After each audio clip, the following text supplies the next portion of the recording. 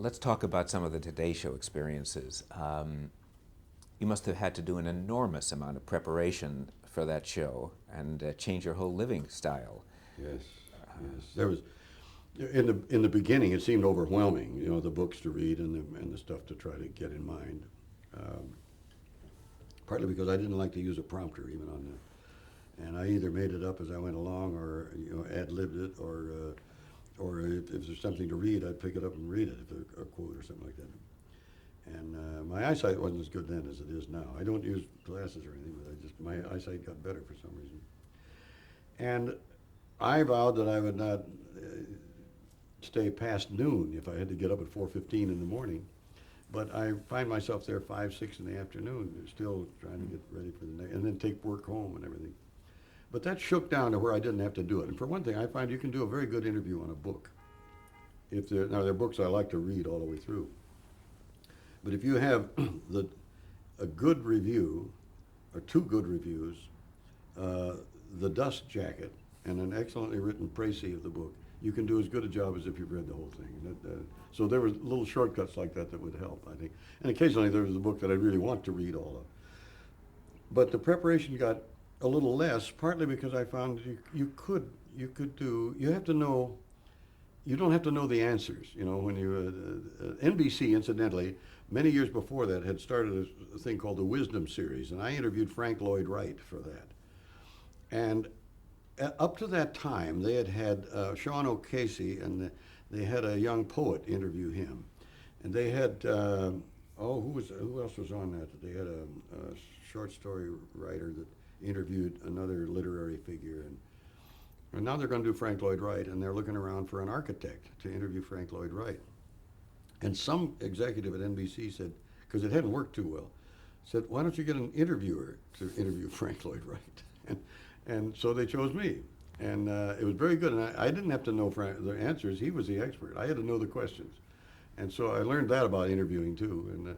And the fact that early on I found out interviewing is really nothing more than running down adverbs and prepositions. In other words, if I was interviewing you and had never met you before and didn't know you from a load of coal, and we're on suddenly live for 25 million people, I could make an interview. What I ask is all of the questions: who, what, when, how, where, why, and listen to your answers. And out of them would come, and the first question I would have to ask in that case is, who are you and why am I talking to you? You know, and then you get an answer to that, and then you ask, how long have you known, and all of those things. And an interview just unfolds without my knowing anything about you. So that was a great boon when I discovered that about interviewing.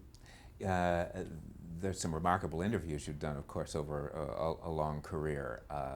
Some of them political, and many of them difficult. There was an interview you did with Bobby Fischer that you've spoken about as being particularly difficult. He was, yeah. I've always thought that if you have a 10-question interview to do on a live program, and it's a laconic sports figure, you prepare 25 questions. If it's a politician, you prepare 2, because politicians tend to square away and make speeches, you know. But Bobby Fischer was singular in his lack of charm, really. He just gave short answers that were unpleasant, like he was annoyed to be asked. And I asked him, how it felt to be representing his country in this chess match, and he'd say, well, what do you mean, how does it feel? So I'd have to expand on that. I began to perspire. And at one point I said, who taught you to play chess? And he said, my sister. He thud. And I said, well, was a pretty good chess player? And he said, no, she's not very good. Imagine a whole interview like that, and you're live, so you stop it and try to fix things. But that was an interesting lesson, I think. Do other interviews stand out for the difficulty of the subject? Yes, I had one on the Today Show where there was a group of Kalmuk Buddhists who were retrieving a temple they had put up in New Jersey, and they wanted to take it back to their homeland. And it turns out that the producer didn't follow through too well on this. In the early morning, the translator for these people who didn't speak English was taken ill, and his brother was sent in his stead, and the brother didn't speak both languages. I start out asking, now, in a secular interview, you can kind of jolly your way through it, but this was a religious thing, and I was very careful. I'd ask a question, and this Buddhist priest would look at me and smile, and the translator would look and smile, and I'd rephrase the question. All I got was smiles. Found out that this translator wasn't a translator. He didn't speak English either. That puts you. So I went into some background stuff, thinking, is it April 1 and they're doing a joke on me or something? And it only took me about a minute and a quarter to say everything I knew about Kalmuk Buddhism, and I finally had to thank them and dismiss them. And I was furious when I found out later that nobody checked and made sure that the fact that the translator was ill, they didn't want to disappoint people. So they couldn't bring themselves to say, we can't do this because he's ill and we don't have anybody who speaks both languages. So they sent a guy that couldn't speak both languages, and it was really amazing. There was an interview that you did with Adlai Stevenson in 1963. Yes. That was history making. Well, tell us about it. This was long after he'd run for president, and right. he was, I believe, at the time in the cabinet. Yeah, he was ambassador to the UN, I think. Oh, I'm sorry, you're right. Yes, absolutely. And there was a thing in the wing. The Saturday Evening Post was coming out in a few days with an article deliberately designed to scuttle him and get him out of there. And we had been at a White House dinner, and my wife sat next to a cabinet level person who said to her, you might have your husband ask Adlai Stevenson to be a guest on his program. It would be interesting. And my wife said, why? And he said, I'm not at liberty to tell you why, but if he asks, I guarantee you he'll find it interesting. So she told me. So I called Stevenson. And he said, yes, he'd like to. His people said, yes, he'd be glad to do it. And I said, what about Thursday or something? I remember. An hour later, they called back and said, could he come on tomorrow instead of Thursday? I said, well, yeah, I guess he was important enough that we could move something around. So he came on tomorrow because he had gotten wind of the fact that this was on to scuttle him. And on the air, I was able to say to him, because I knew by then what it was, and I said, this move on the part of the administration to unseat you, I said, do you have any, do you think there's any substance to that, or do you think that you'll get a vote of confidence from the administration? And Stevenson said, I can't speak for the administration, but I'm sure if fairness prevails, and so he goes into his spiel and everything. And the whole coup collapsed, and he remained as a result of being on the Today Show, because it would have been maybe too embarrassing for them to go through with whatever plan they had. That's one of the few times that I've had a pivotal point in some historic event. But there were some other certain figures of great power and importance that you've interviewed, if you can tell us about some of them. Martin Luther King Jr. and King Hassan of Morocco. Yeah. And King Hussein of Jordan, and Pierre Trudeau, Canada.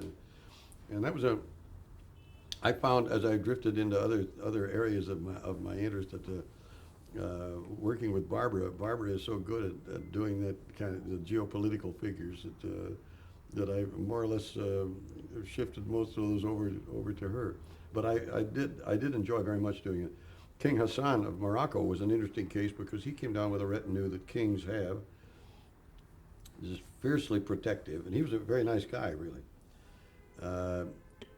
We were on the ground floor of the Florida Showcase at that time with the Today Show, and they arrived about 8:26 or something, and they were supposed to be on. We had them slated to go on at 8:36 after the news, and they expected to go on right away. No, I guess it was about 8:20, and they expected to go on right away because you don't keep a king waiting. And I had to explain to his people. I said, look, if we put him on now, there are stations that drop out and he won't be on the full network, and a king deserves to be on the full network. I finally sold him on that, but they were very nervous about asking him to wait.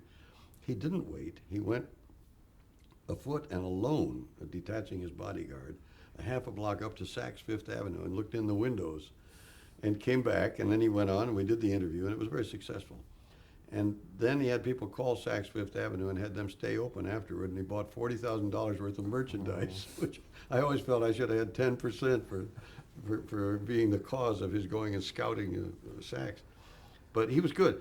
He spoke I spoke to him briefly in Arabic in a very limited way, but I have some words. I'm not fluent, and he was pleased with that. And he spoke very good English. But the interview, he insisted, be done in French with a translator. And the reason is it's a language of diplomacy, and he just felt uneasy about doing it in any language other than French. Mm-hmm. So that's what we wound up doing. What about Dr. King? That was fantastic, because I did that when King had taken up residence in South Chicago, in one of those really wretchedly bombed out places, a vast area that makes the South Bronx look like Midtown Manhattan. I mean, even getting there it was just a devastation. It was unbelievable. And King had a plan at that time to push legislation that would make it easier for slumlords, give them a tax break if they fixed up these places and made them habitable, and make them cost more in taxes if they let them run down, Mm-hmm. which was a very good idea. It's hard to believe that he had opposition to that, but there was some opposition to it. But it was in that interview that I discovered that Martin Luther King was working not for the black race, but for the human race. And I put him in a class just about with Gandhi and people like that. I think he was a magnificent character. Were these tough interviews for you to do because of the No. importance?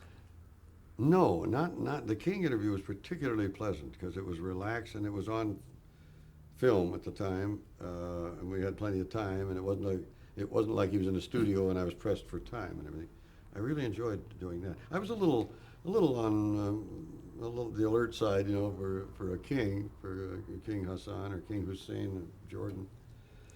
I wonder what responsibility you feel that you have when you do interviews with people of that stature. You personally, and of course you representing television and the American public. You feel a little pressure that way. I think that's true. You want to do the best job representing the viewer that you can. You stayed on the Today Show until 1971. Yeah, And- October. Yes. Why'd you leave? Well, I developed a habit of repotting myself every decade. When you stop and think about it, I was on staff with NBC for a decade, actually 11 years. I did Concentration for 10 years. I did the Today Show for 10 years. And then I got on 2020, and when it came 10 years and I was thinking about moving to something else, I thought, what else is there that I could move to that I would consider up? Mm-hmm. And the answer was nothing. There was nothing I would rather do or that I would think of as a promotion.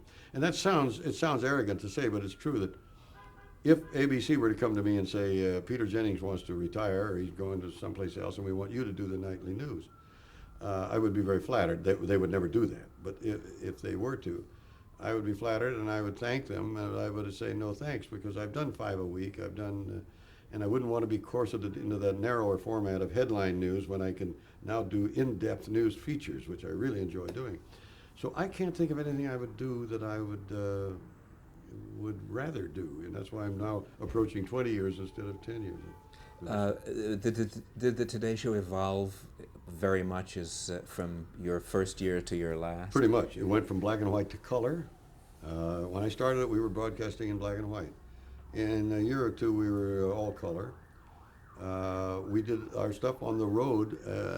We used to have to film something out, and we'd had to pre-tape a few shows and then travel, and Air Express films back for the shows that would, with the holes in them for Frank Blair to do the news and so forth. And then satellite came in. Did the Today Show evolve very much in the 10 years that you were with it? Yeah, in several ways, really. The Today Show went from black and white to color in the early years I was doing it. On remotes, we used to have to pre-tape some shows and then travel, and then Air Express back films of what the shows we were going to be doing. Toward the end, the satellite came in, a useful satellite sending messages, so that we could broadcast, depending on where we were, we could broadcast live, a place where the time zones weren't too far off. Go ahead. How did color, the change to color, affect the broadcasting and the content or did they? I don't think there was a big effect, really.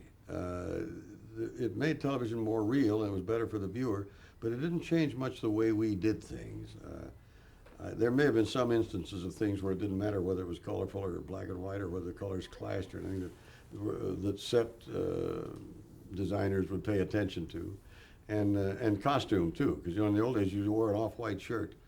In the early days of black and white television, you wore a pink shirt, and then later blue, and now you can wear a white shirt, because for a while white was a no-no because the scanning beam couldn't drop voltage fast enough when it scanned off of the white, and it would bleed off into a dark suit and so forth, and it's over that now because they're very, very sophisticated. Did your color blindness in any way affect what you were doing? No, it didn't. As colorblind as I am said to be, I can tune a color television set pretty well and know when the thing is off on one side or the other from a flesh tone. I do it pretty well. I don't know how I do that.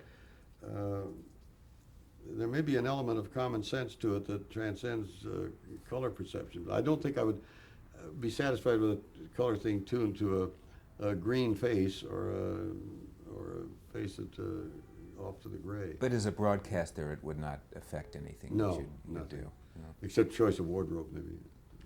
In your early years at the Today Show, there was something called the Today Girl, as I recall. That's right. And, even to a point where they finally had a Girl of the Week. You know, just a very sexist time. Barbara Walters was one of those first Today Yeah, Girls? yeah. No. Barbara really never was that. What she did after the Today Girl, it started with a weather girl, Leanne Merriweather, and then when Leanne went on to other things, they hired somebody else to do not just weather but other things also, and then they finally got to this frenzy of the Girl of the Week, and when the big transition came, Chancellor left it, and I came in as anchor. They hired Pat Fontaine, and she was just kind of a person to be there all the time. She wasn't the anchor, but she was, I don't know, they had a title for her. Mm-hmm. When she left, Maureen O'Sullivan came in, who was a lovely person, but she wasn't right for the show, and the show wasn't right for her. And when she left, they were combing a roster of movie stars again. And I said, why don't we develop our own talent instead of going to another medium for it? And they said, well, such as. And I said, such as Barbara Walters. And they said, she's a writer, which she was. She was there when I came on Today.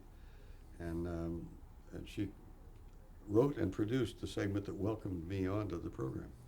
And did such a nice job. And I said, well, I think she'd do well on the air. And so they grudgingly let me put her on once a week for a short time, and then twice a week, and then pretty regularly. And I always sound like a midwife when I talk about Barbara's career, but I didn't discover her. She discovered herself. But she did such good work that pretty soon she was a regular then throughout my tenure till I left. And Frank McGee succeeded me, and when Frank died, they made Barbara a co-host with Jim Hartz, and her career was then really launched. It's such a difficult thing, television, to endure with so much success as you've had over so many years, and also for a relationship to be sustained. But you and Barbara have had a working relationship for, what, nearly or more than 25 years? Oh, 35? Yeah. Well, I Early met her in 60s? '62, and we've worked together one way or another with a hiatus when I was one of my retirements between 71 and 70, and when I started the Over Easy. We've worked together now for what would you say on Today for probably 8 years, and on this one together as co-anchoring for 14, and because she's been on since for about 14 of the 20 years. Yeah, somehow we were destined to be working together. Did you find it that she had a lot of obstacles to overcome because, first of all, she was a woman in a time when women were not hired for those positions? There was a lot of bad press that she got undeservedly that was, I think, from insecure males who resented the fact that she was paid a lot of money and that her ambitions were unfolding in a way that maybe they would have liked. I don't know. And then she was paid more, when she was the first woman to co-anchor nightly news for a network. And the fact that she was paid $1 million, which was more than anybody was making at that time. I guess that bred some resentments, but they attacked her very falsely Mm-hmm. in many ways. What would you describe as her particular strengths? Why do you think she has been so successful? I think one of the reasons is that she's such a good interviewer because she really represents the viewer on the other side of the tube in this way. If a guest of hers gives an evasive answer and you're sitting home watching it and you think, yeah, but what about, that's Barbara's next question. Yeah, but what about? And she will represent, she won't leave you hanging and leave something ambiguous there. And sometimes that persistence has led people to think that she's abrasive, but I've never seen her attack a guest or be unfair to a guest. She goes on the premise, and I think she's quite correct, that there's no such thing as an embarrassing question. There are only embarrassing answers. You know, there are false questions, like, have you stopped beating your wife? You know? But she asks fair questions, and very directly. She doesn't waste an awful lot of energy on the lubrication of tact. And I saw her one time on a interviewing Gerald Ford, I guess, and he was talking about how, you know, how he came to be president, because as vice president he moved into the job, and he had said he wouldn't run again, but then he decided he decided to run. And now what was it? She asked him about a tactic of that, and he said that way. He said, and that way, Barbara, we think we can get reelected. And she said, you mean elected?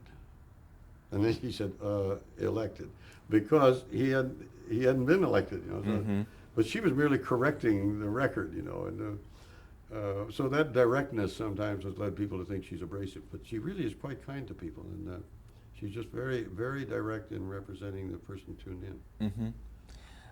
You mentioned just a minute ago, you talked about one of your many retirements, or yeah, what, isn't that what funny? does that mean? I tried. That's a funny thing, but I felt that I had kind of retired when I quit the protection of a job of NBC. I worked for the National Broadcasting Company. I had seniority built up, and I had a pension and all that. And so I left all that and went into a kind of a freelance mode, which was not a real job. I thought that was a retirement. When I left today, I really opted out of any regular broadcasting for quite a while. And for half a dozen years, I was biting off more than I could chew. And I was a fellow at the Center for the Study of Democratic Institutions, and I was writing 2 books. I was teaching at Arizona State University, and a host of other things. And my secretary, Jean Ferrari, said to me at one point, I wish you'd go back to work. You'd have more free time. and she was right. Because when I did go back to work, I had safeguarded vacations and everything. I just really, so I've jokingly said I wouldn't have the energy to retire again. I've got to do what I'm doing. But there was more than one retirement. But you went back, when you went back to work, it was to PBS, to Over Easy? Yeah, that was the first regular thing that I did was after it. And that was what? I say I left 71? I think 1977, I believe it was. Yeah, right in there. It was a half a dozen years that I was out there. Why'd you choose PBS? Did Well, they the come to reason you, was- or you go to them? Yeah, I had done a special on NBC when I was 30 years old with Jules Power, who was a producer, called How Long Can You Live? It was a geriatric medical special on human lifespan. And it so interested me that I got deeper and deeper into the whole thing of geriatrics and gerontology. And so when they started this PBS thing on aging, a series on aging, Jules thought of me. And he came to me and said, you can do this. And I had, first I had visions I could maybe do it several shows in one day, you know, and still stay in Arizona. Actually, I went to San Francisco to do it, and it was fine. I did it for 2 or 3 years before 2020 hit the fan. Well, maybe a year and a half or so. And then I did it overlapping with 2020, and I was commuting, and I was on a 747 flying over my house in San Francisco, between New York and San Francisco, and wondering what I was doing. But I finally had to phase it out because to do justice to 2020. You won an Emmy for Over Yes, Easy. yes. Was that the first of the several Emmys you've won? That may have been the first Emmy I won, yes. Yeah, I've won 6. And I can't think what, I'm sure that was the first. Was there a sense of particular fulfillment and gratification? Yeah, I mean, I didn't think, up to that time, I didn't think that those awards meant anything or would mean anything to me. When I got one, it began to mean something. And the recognition by one's peers, I think, has some value. There are so many Emmys given out these days. I wonder, do you think they're being devalued in any way? Well, it's like the Oscars, I guess. You know, they give an awful lot of Oscars too for various things. I don't know. We're in a fragmented industry, and I think people, since it's given by the Academy of Television Arts and Sciences, you have to recognize people who aren't just stars in dramas or anchors. So I can see why there's a lot of different compartments for it. Mm-hmm. It's a valued thing. When you started 2020, as you said, you were doing Over Easy at the time. You launched into what was a famously disastrous show. Yes. I believe. Well, tell us about how you first got. That was interesting because I didn't know anything about. A curious thing about that was that I had heard vague plans. I didn't know because we lived in Arizona, and I'd heard a little bit about they were planning a magazine. And the only magazine on the air was 60 Minutes, and ABC was going to do this, and it was going to be called 2020. And we knew the guy who produced the original thing. And quite by coincidence, it had nothing to do with that program. My wife and I were in New York on some business, part of which was I was going to do a week of Good Morning America when David Hartman was on, substituting for him. So we were there to kill several birds with one stone, and we checked into the Regency Hotel for 1 week, and we were there 18 months. This is the kind of thing that can happen. The second day, the premiere was on a Tuesday then for 2020, and it was so hideously disastrous that critics were really strangled because they used their big guns to describe things that are only moderately bad. And where did they go? You know, how would they deal with this? And the company freaked. Incidentally, the history behind it might be enlightening. Rune Arledge, who had been headed, Let's take 1 second, maybe not stop right here because we're running out of tape. Are in we? this segment. Okay, I can start with the history. If you want to, maybe we should stop right now. Start fresh?